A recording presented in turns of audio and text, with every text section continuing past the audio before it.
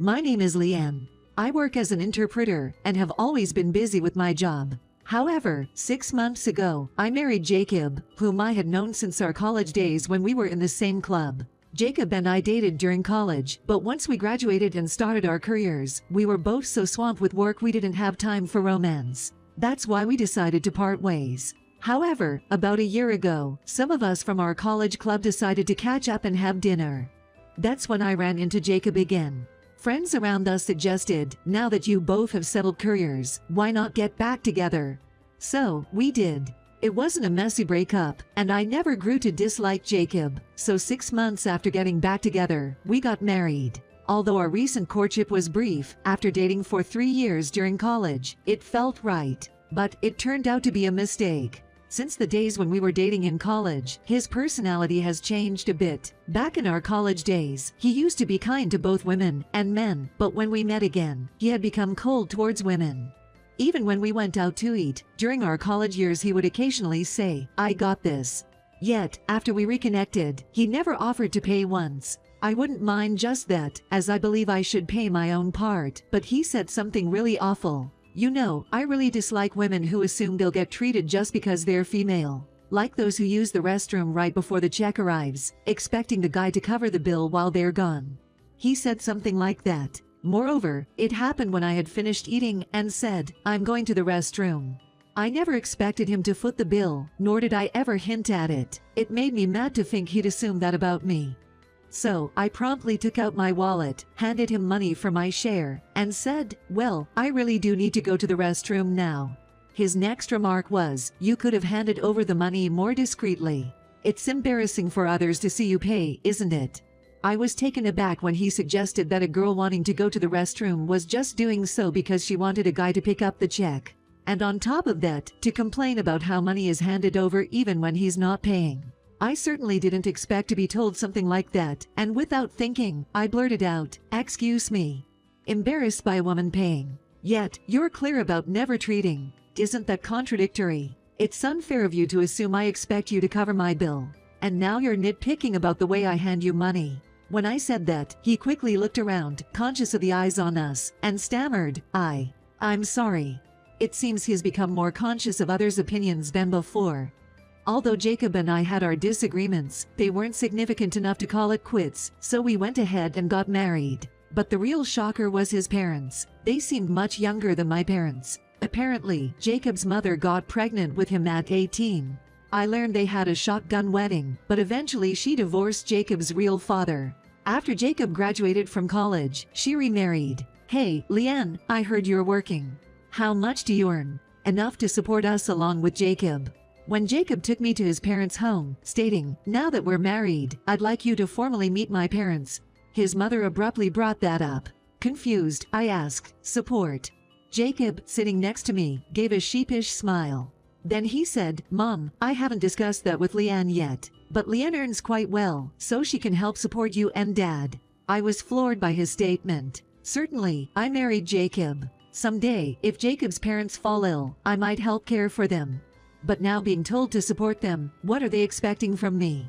From what I've seen, both my mother-in-law and father-in-law look young and healthy. So, why am I expected to support these healthy people? Thanks, Leanne. Both my husband and I are counting on you, okay? So, please. My mother-in-law told me. I asked in confusion, "What do you mean by support?" Jacob hurriedly replied, "I'll explain later." But I felt I needed to know right then. What do you mean by support? Are you talking about financially supporting both of you? Both of you seem young and probably have jobs, right? Why is this topic even coming up? Looking troubled, my mother-in-law placed her hand on her cheek. "After all, you're Jacob's wife, right? That means you have to take care of your in-laws. I had Jacob when I was young and went through a lot. So, unlike others, I believe I've earned an early break. That's why my husband quit his job because of jealousy that I was getting money from Jacob daily. Now we can't make ends meet without support." She wasn't joking. She genuinely wanted me to support them. I sighed deeply. While it's true that I married Jacob, we have our own family to think about. I'd like to have children. I can't prioritize you over our future children. If we have extra money, it'll go into saving for our own house and our children's future. Regardless of how hard you worked in the past, I'm not obligated to support you." Hearing my firm stance, my mother-in-law looked like she was about to cry. I suspected it was an act, but Jacob shouted, "Hey, don't hurt my mom's feelings." Feeling the conversation wouldn't progress, I said, "Anyways, I won't be supporting you," and decided to head home. When I got home, Jacob blamed me. "Why would you say such harsh things to my mom? She's my mom." "Jacob, you never mentioned before our marriage that you were giving money to your mother. Remember, I told you if you were sending money home, you should tell me first. I wanted to be clear about our finances." "Well, yeah, but I can't believe you kept sending money to your mother a secret and then asked me to help support your mom and dad. Does that mean you want me to pitch in too? Making a decision like that without consulting me is crazy. You never told me anything about this." Jacob looked guilty and uncomfortable. "If I had told you, would you have been okay with it?" he asked. "If you had been upfront, do you think I would have agreed? I'm extremely angry at you for not telling me. But I didn't do anything wrong." It's amazing that he can say he did nothing wrong. I firmly believe Jacob's at fault, and I'm also upset at the in-laws, thinking their son and daughter-in-law are obligated to support them. Apparently, my anger was clear because after that incident, both Jacob and my mother-in-law stopped mentioning any financial support. Then one day, my mother-in-law called me. "Hello, Leanne. We haven't had a proper chance to talk, have we? I was thinking it might be nice to go on a trip together to get to know each other better. Given your work as an interpreter, perhaps an overseas trip. Considering that turning down the offer might further strain our relations, I agreed to the trip." A few days before the trip, Jacob told me, "Mom asked me to handle everything, but I think you're better at managing things." He handed me the necessary travel documents. Then, on the day of the trip, we were supposed to meet at the airport by 9 a.m. because Jacob was picking up his parents by car. I offered to go with him, but we figured 4 suitcases wouldn't fit in the car, so I decided against it. Just as I was getting ready to leave the house, I received a call from my mother-in-law as if she had been waiting for the perfect timing. I figured she was probably on her way to the airport by car, but then I heard a loud laughter from her. "How does it feel, Leanne, to be the only one left behind in the States?" "Excuse me." I had no clue what she was talking about. Did she mean I couldn't go to the airport with them? No, that doesn't make sense. She would have said I was left at home, not in the States. Sorry. What do you mean by left behind in the States? It seems you haven't grasped the situation. We're already at the airport. We were actually supposed to leave at 8 a.m. We'll enjoy our trip to Australia without you. What? I rummaged through my belongings and then spoke to her. "Well, I have the passports with me. It's not odd for you to have your passport since you're not joining us. We've entrusted ours to Jacob so we won't lose them. Actually, Jacob handed them over to me a few days ago saying I should manage them. I currently have all 4 passports including mine." "What?" "That's right. A few days before the trip, Jacob handed me the passports for his parents and himself, thinking I'd be better at managing them. Reluctantly, I accepted them. So now, I have all 4 of our passports. It would be impossible for them to go on their overseas trip without me. But that's not what I was concerned about at the moment. Were you planning to leave me behind and enjoy the trip to Australia with just you, the father-in-law, and Jacob?"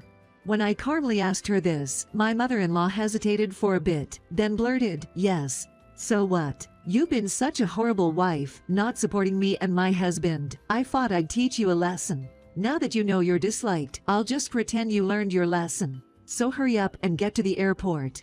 It seems she didn't think she did anything wrong. With a smile, I replied, "No, I don't want to. I won't be coming to the airport." I then hung up, took my bags, and headed to a nearby motel. Apparently, when Jacob realized I wasn't coming, he texted me saying, "Why aren't you coming to the airport? I heard from my mom. It seems she got the meeting time wrong. Don't sulk and act childish. It was my mom who planned this trip so you could bond with the family." Typical of her to not admit her wrongdoing. Feeling exasperated, I contacted a lawyer I had consulted a few times before. 3 hours later, I received a frantic text from Jacob, "Why aren't you home? Where the heck are you?" Not wanting to engage, I simply replied, "Living room table." Moments later, he texted, "Why is there a divorce paper on the table?" I chose not to respond after that. I finished my chat with the lawyer and then headed to a real estate office to look for a place to live alone.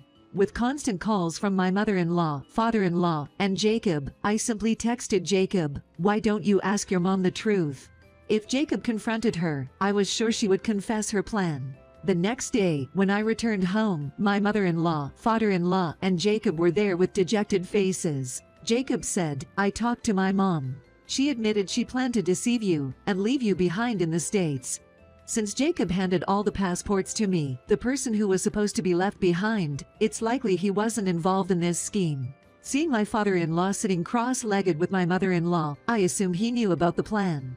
But this time, it's something my mom did on her own. I'm not involved in the plan at all. Please, don't divorce me.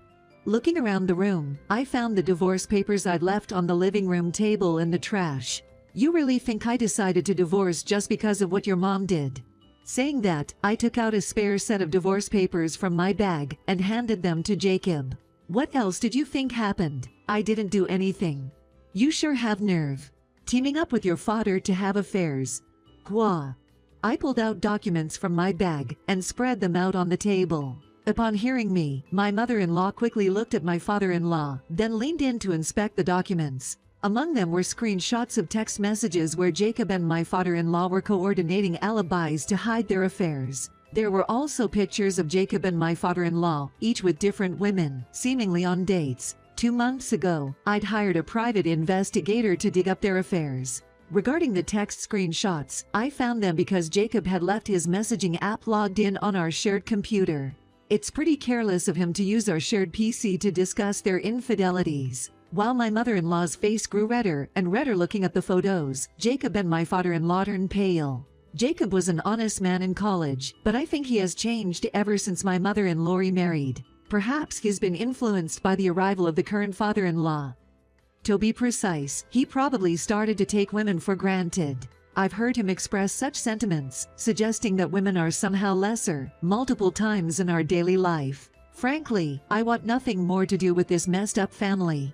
If you've been cheating, then it's only natural that I'd want a divorce. Oh, and I'll be seeking damages from you and your mistress. Expect to get the notice by tomorrow. Come on, it's just an affair. All men cheat. You should be grateful I married you and should put up with the affair. If it's no big deal, then why do you think there are damages for it? It's wrong, hence you'll be penalized. How can you say all men cheat? I'd like an apology on behalf of all faithful men out there. But I don't want a divorce. Is it because of my salary? Just to let you know, the money I earned before marriage is mine, not ours. We hardly have any shared assets. Don't count on getting anything. I'm not interested in supporting a man like you or your parents. At that point, my mother-in-law, shouting, lunged at my father-in-law. She was furious at discovering his infidelity. She also yelled at Jacob for being part of it. Jacob, terrified of being yelled at by his mother, started crying. What a pathetic bunch of adults. I quickly packed up my documents and made my exit. No way I wanted to get caught up in that mess. Since the affair came to light, I had already packed my important belongings and stored them elsewhere, with clothes packed in a suitcase, ready to go. So, I never have to return to that house again. Jacob probably didn't even realize I had moved my stuff since he never entered my room. Thanks to that, I could leave swiftly. Later on, he somehow managed to pay the damages in one go. The parents of Jacob's mistress ended up paying for her. Jacob's mistress turned out to be a new hire at his workplace, and I've heard he got fired for breaking company policy. My mother-in-law wanted to divorce my father-in-law, but he didn't seem to agree. And since my mother-in-law doesn't work, she can't even afford a lawyer. Unemployed Jacob now seems to live in an uneasy truce with his parents. As the story spread among my college friends, rumors started to circulate. It seems like Jacob has even been cut off by his friends. As for me, my old buddies from college are setting me up on a blind date, so I'm looking forward to that.